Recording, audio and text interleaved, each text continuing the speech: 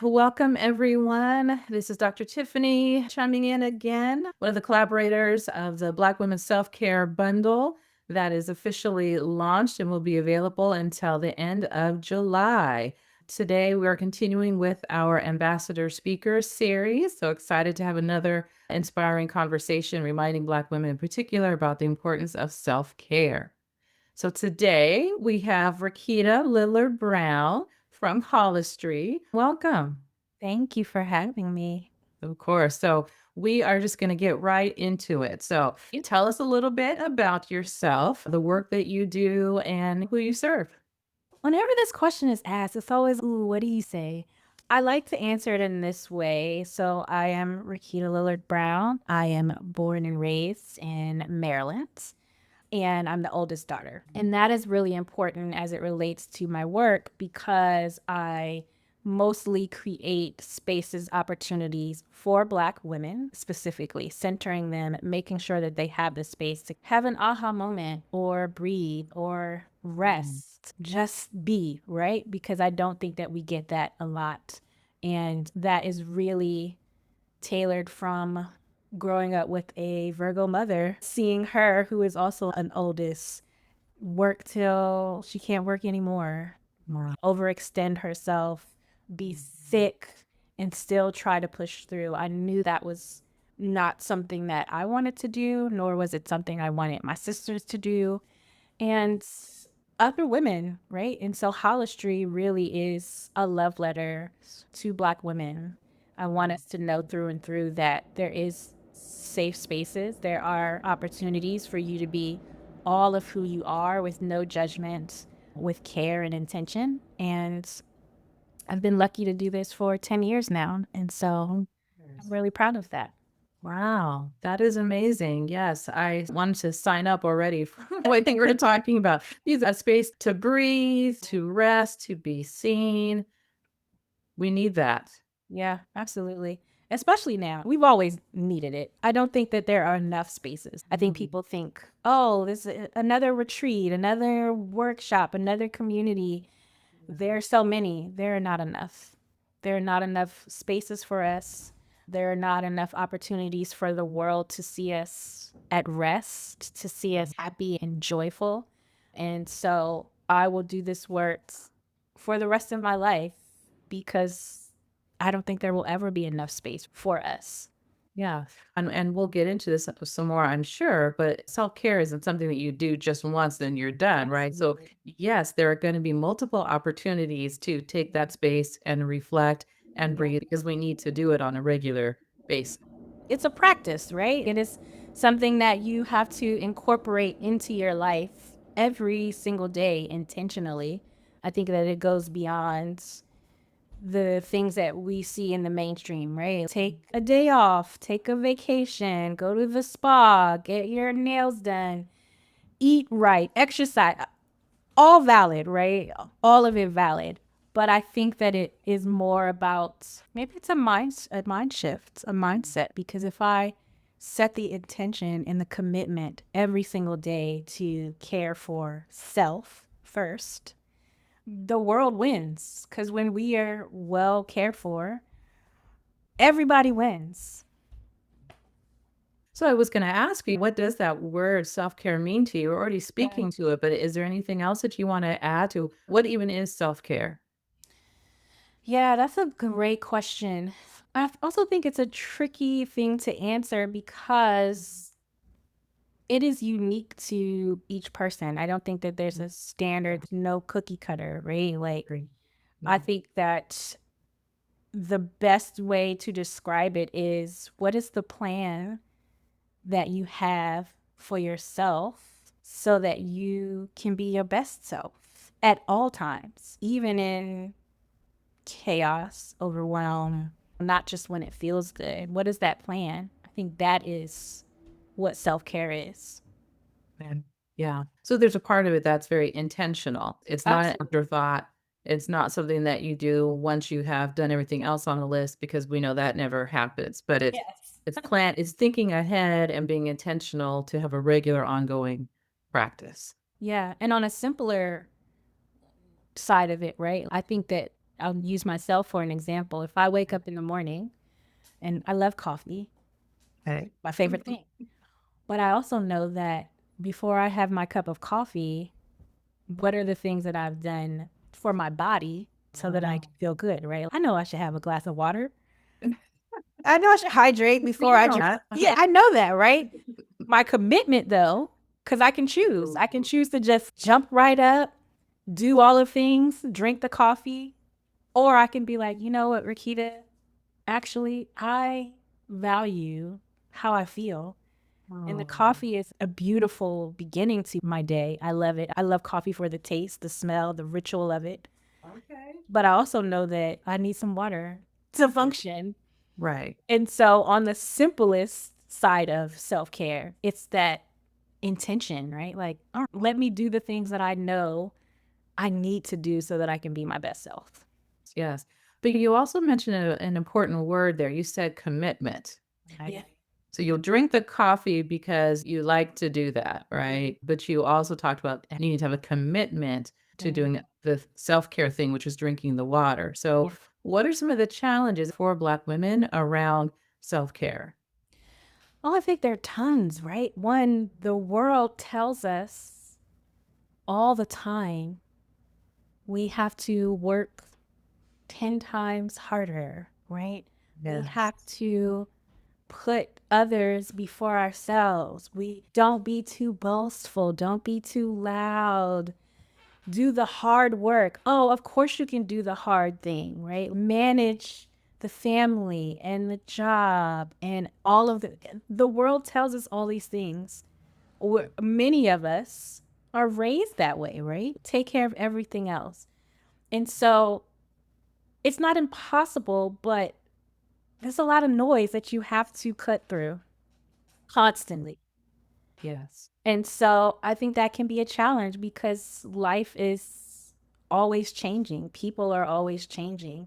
And if you don't have that commitment or that plan, right?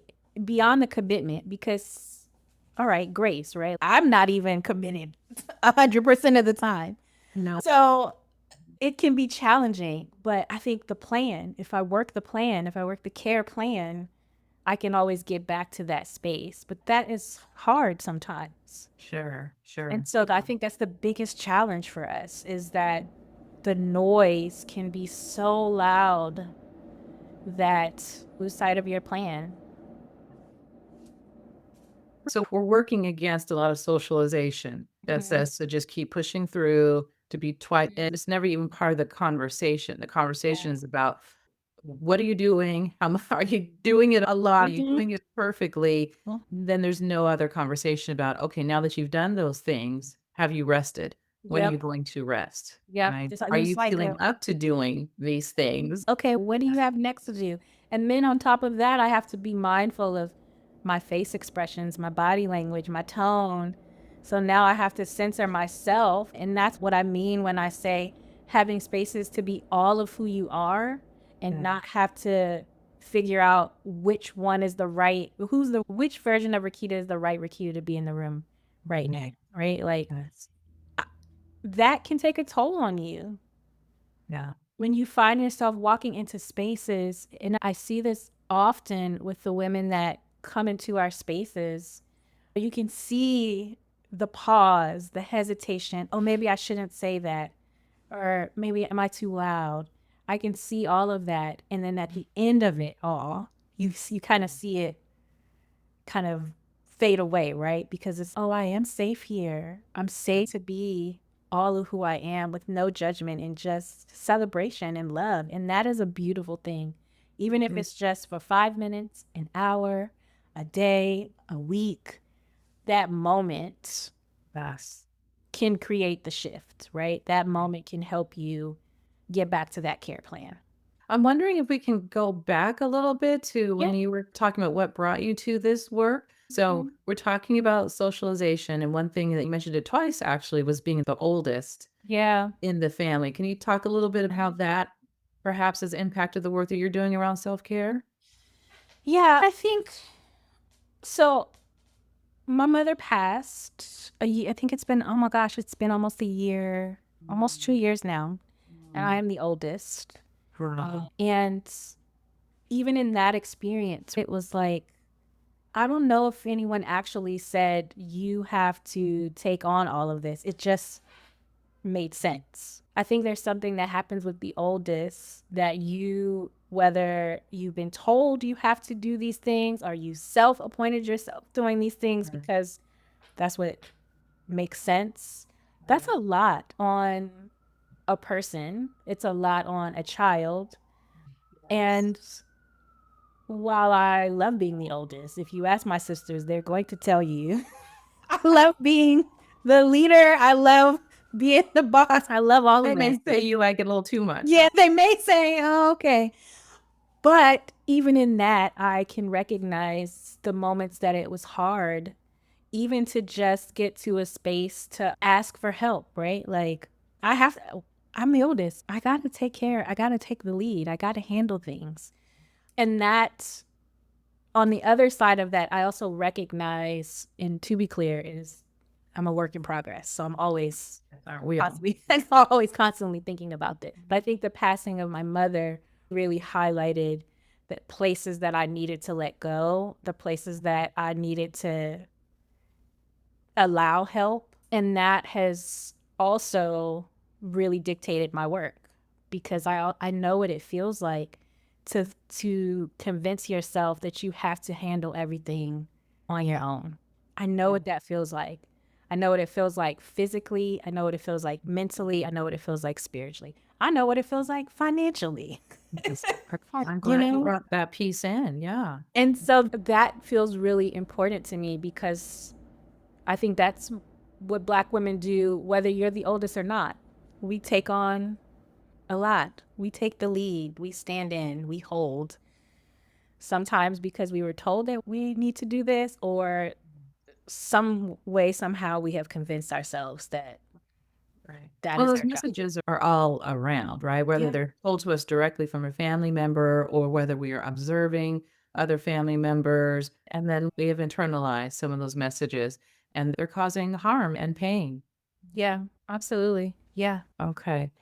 So I think related to this are about what self-care is or what it means, right? So if on the one hand we feel like we have to carry it all, then a misconception about self-care means that we're not handling business, right? That we're not strong enough to carry these things. So where do you see some of the misconceptions that Black women in particular have around self-care?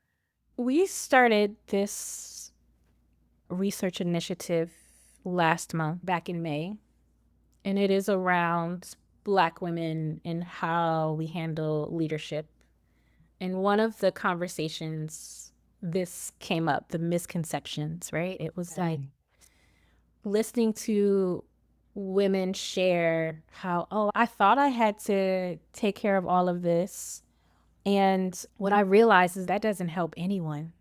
It does a disservice to my family, to my community, to myself when I do take on everything all by myself, right? There's a misconception that community needs a leader, a hierarchy. That is the best model.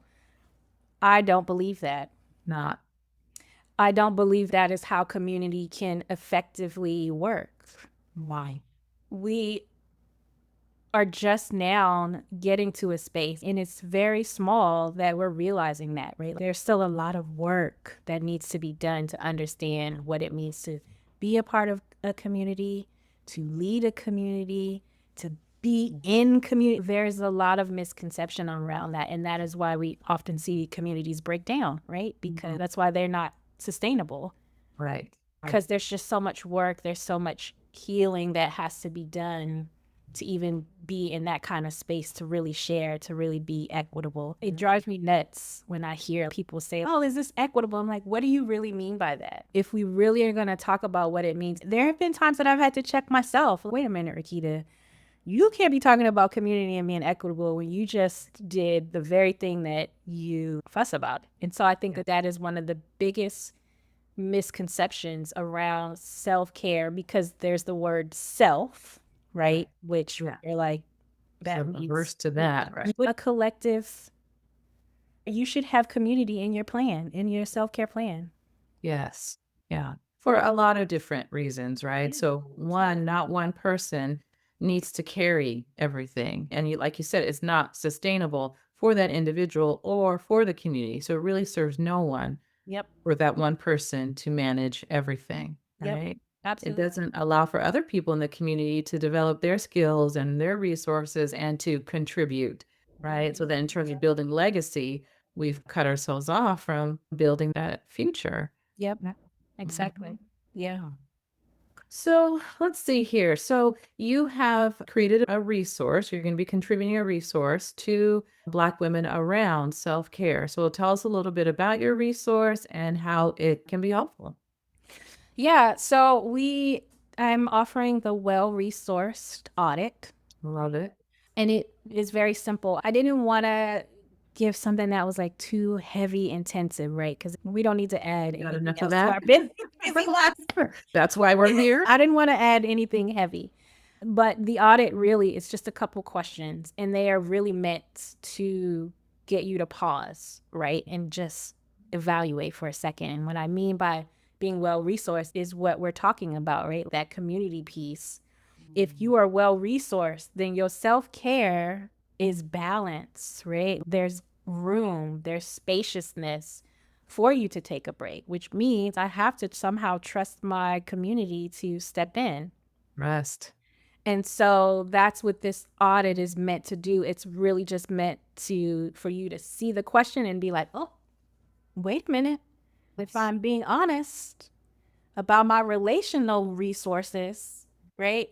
It may open up deeper things, which Right. I encourage you to see a therapist or be in community and have these conversations. Right. But the point of the audit is to get you really thinking of like, oh, I thought I was well resourced in the relationship department because I have my family, I have my friends, I'm partnered or not partnered, whatever that is. But if you really look at it, if I'm asking about my resources, that also means does my partner also have the capacity to fill in the gap when I need to take a step back? Yes. Mm. And if it's no, then it's the question is around, all right, but have I even asked? That's a part of it. Correct. So that is the point of the audit is to just get you pausing and considering, oh, maybe I need a little work around this. Right? Yeah. And so sometimes when people hear the word audit, it brings up some feelings, right? Yeah. And resistance. But to hear you talk about it, though, it's an opportunity and it's an invitation for, like you said, honest reflection. Yep. No judgment, right? But an invitation to really look closely at what's working for you and what's not. And then you kind of add that other piece about encouragement and hope to get some support in those areas. Yeah. It starts with taking a closer look and reflecting. Yeah, and I love that you said that because I don't want people to be hesitant because they see the word audit. It's just says audit because there are numbers in there, right? If you're going to Right. range something between 1 and 5, that's it. Just think of it as just the technical format of the assessment, of the pause. I really want women to be open to what comes up. Even if it does feel heavy, there's always opportunity to work through that if you're willing and committed to getting on the other side of it. So just a powerful and insightful tool for Yeah, reflection. absolutely. Yeah. Okay. All right. So outside of the well-resourced audit, what other services, products, opportunities do you have that might be of interest? Yeah. So we do retreats Say specifically more. for Black women. It is a part of our brand. It's called the Sweet Life because we believe that life should be sweet, especially for Black women. However, that is defined by you, right? I think sweetness can show up even in the sour, right? Even in the busy. And so every year we have an annual retreat. This year we are headed to Cape Town in November. There's still a few spots left. And we try to do 2 to 3 smaller ones throughout the year that are not international for those that are not ready to jet across for longer than a weekend, right? And so our last smaller one of the year is in Martha's Vineyard in September. And we still have a few slots left for that as well. Those are really opportunities to experience what it feels like to be poured back into. Wow. When I started doing retreats years ago, I'll never forget one of the very first things that two attendees, the first attendee kept asking me, "What do you need me to do?" And I would be like, "Nothing. Right. Just relax." Right. And so by the end of it, she got it. But it was a beautiful example of, wow, we're so quick to, what do you need? The other woman said to us at the end, "Thank you for loving us, because we don't require anything of you but to come and be open to the possibility of being poured into." Wow. And so those are our big pieces. And then because I realized that there's a gap between you go on these retreats, you make new friends, you're on this high, Yes. and you make all these new goals and plans, and then you come back home and you're like, and a month later, and I'm checking in, I'm like, "Hey, oh, I didn't do anything I said I was going to do." Wow. Like, what happened? Life. Life, right? Life. So we have the Sweet Life Society, which is our membership community, and that is to fill the gap in between your retreating. You can do drop-ins. We have meditations, workshops, wellness check-ins.